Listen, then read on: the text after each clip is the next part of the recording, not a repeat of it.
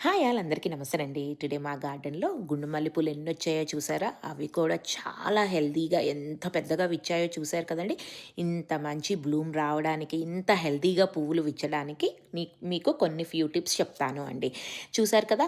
ఎంత బాగున్నాయో. Main important soil అండి దీనికి మల్లెపూ చెట్టుకి. ఆ సాయిల్ ఎలా ఉందో ఒకసారి చెక్ చేసుకోండి. తర్వాత అసలు చిగుర్లు, ఆకులు స్టార్ట్ అవుతున్నాయి అన్నప్పుడు ఎప్సమ్ సాల్ట్ వాటర్ ఇవ్వండి. అండ్ రూట్స్‌కి హెల్తీగా ఉంటది. అండ్ దెన్ హెల్తీగా గ్రీన్‌గా ఆకులు మంచిగా వస్తాయి అన్నమాట. తర్వాత కొంతమందికి ఎక్కువ ఆకులొచ్చేస్తాయి. కానీ ఫ్లవరింగ్ అస్సలు రాదనమాట. ఎక్కడో 1, 2 కనిపిస్తూ ఉంటాయి. దానికి ప్రాబ్లమ్ ఏంటి అనంటే నైట్రోజన్ ఎక్కువ ఉండడం వల్ల ఫ్లవరింగ్ అయితే అస్సలు రాదు అనమాట. ఫ్లవరింగ్ రావడానికి ఫాస్ఫరస్ అండ్ దెన్ పొటాషియం ఎక్కువ ఇంపార్టెంట్ అనమాట అండి. అది ఏ ప్లాంట్ అండి, జాస్మిన్ ప్లాంటే కాదు, ఏ ప్లాంట్‌కైనా అది ఇంపార్టెంట్. తర్వాత మనకి హోమ్‌మేడ్ కొన్ని ఇంట్లో చేసుకోవచ్చు. బనానా పీల్ వాటర్‌ని ఆర్ యాష్ వాటర్‌ని అవి కూడా వేసుకోవచ్చు అనమాట. ఎప్సమ్ సాల్ట్ వాటర్ 15 డేస్‌కి ఒకసారి కూడా ఇచ్చినా బానే ఉంటది.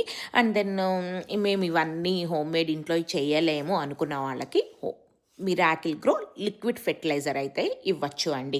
వీక్లీ ట్వైస్ అంటే చెట్టున పట్టి 2 సార్లు ఇవ్వచ్చు. మొగ్గలు ఎక్కువ ఉన్నాయనుకోండి 3 సార్లు కూడా ఇవ్వచ్చు అనమాట. మనం పాట్‌లోనే చెట్లు పెడతాం కాబట్టి కొంచెమే వాటర్ తీసుకుంటది కాబట్టి పర్లేదు అనమాట. ఎక్కువ చెట్టును బట్టి మీరు చూసుకొని ఇవ్వాలి. లేకపోతే చెట్టు చచ్చిపోతదండి. అంటే డై అయిపోతది. ఆకులన్నీ పండిపోయి రాలిపోను అండ్ మీకే తెలిసిపోతది ఇంకివ్వకూడదు అని వాటర్. 2 సార్లు ఇవ్వండి చాలు. And then also next flowering అయిపోయిన తర్వాత ప్లాంట్‌ని ఎలా కట్ చేయాలి? ఎలా నెక్స్ట్ క్రాప్ కోసం ఎలా మనం రెడీ చేయాలో నెక్స్ట్ వీడియోలో చెప్తాను అండి. Thank you all for watching.